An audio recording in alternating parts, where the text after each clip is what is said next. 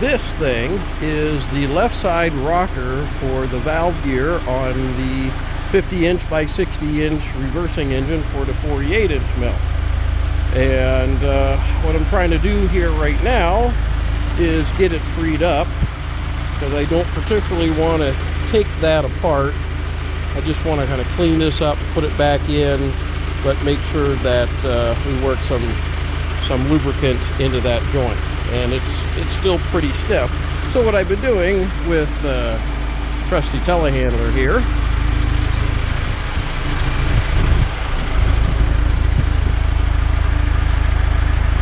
I'll pull this in and just kind of put it through its motion, and then pick up and back up here, down, shove it back. And I just keep doing that until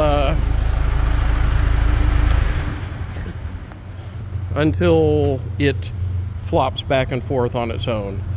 I also don't want to take this apart either. This is all loose here. You know, just trying to limit the amount of work that we have to do on this to a manageable level. So I just got the other rocker off that was here, and that's this piece here with this beautiful braze joint that they did on that thing years ago. Hello, Mr. CSX. So you can see this should be in here. So we've got to take this bolt out and slide this in, and that's a clamp bolt because the rocker should rock back and forth on this surface and not here. And then this just fits into a recess in the bed plate to hold it in place.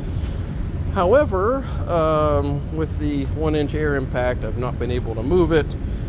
Once we get the cutting torch set back in here, we'll heat this thing up with the rosebud, and then that'll pull out, and then we'll clean this up, put it in all the way, and tighten that bolt down. So let's see where this goes to. All right.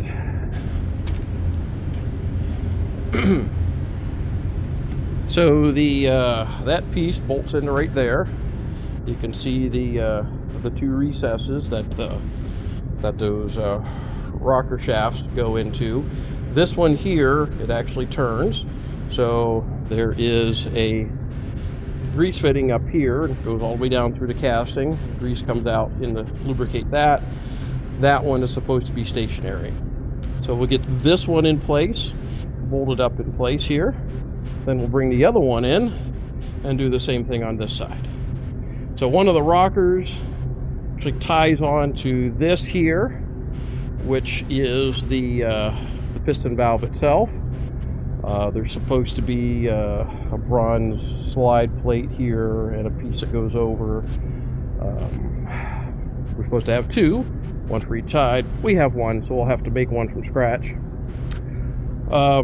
What goes in the middle here is, in railroad parlance, it's a reverse gear. I've seen them called cataracts, and basically a large hydraulic reverse gear. It just moves back and forth about a foot or so, and that is enough to change the direction of the engine.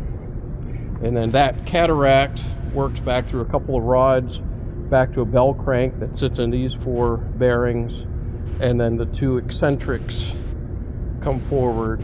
And just like it's just like Stevenson valve gear. It's when you rock this back and forth, and they've got the block, and it goes up and down, which reverses the engine. As a matter of fact, we have some of that up front here.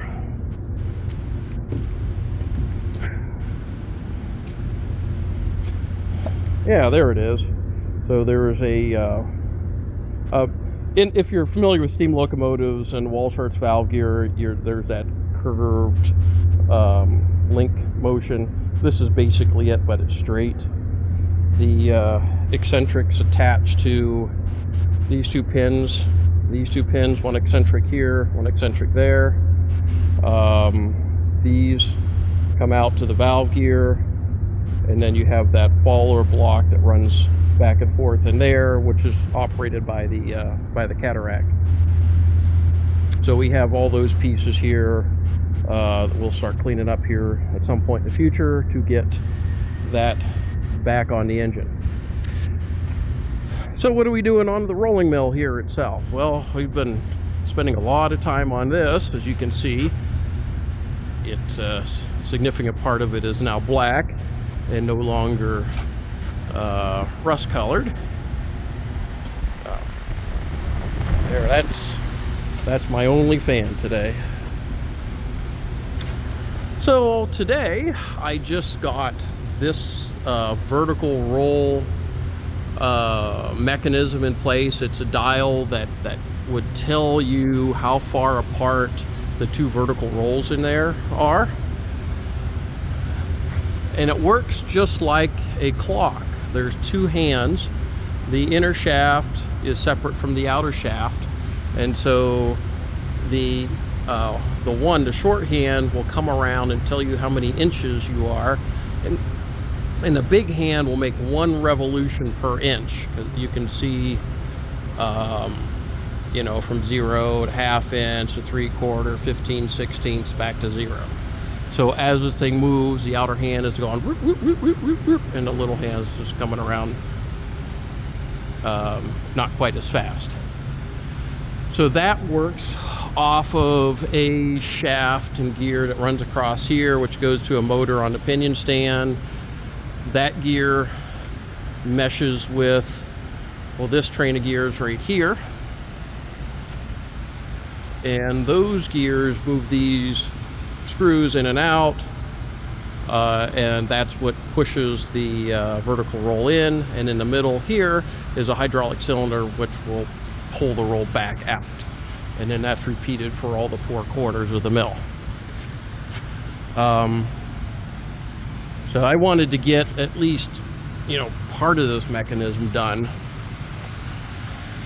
I wanted to at least get 1 corner done and have everything in place, so I have an idea if we had everything, if we needed to make something, what we had. That's why I got that dial and all that up there today. Same thing, you know, on this side. This is gonna put the screws in. Oh, I lied. I have 2 fans. And over on this side here,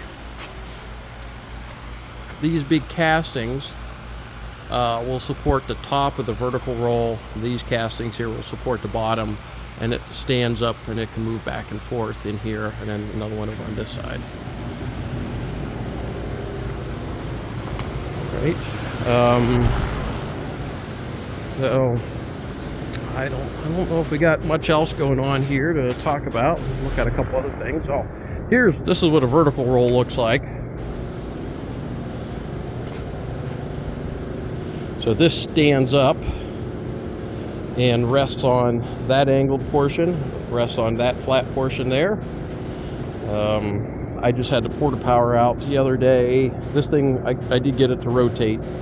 So it's tight in there, but it will turn. So if in the process of assembly we need to adjust this to get it to mate up with the other bevel gear, we can do that.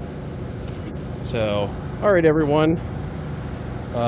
Just wanted to give you this quick update what's going on. So I'll talk to you later.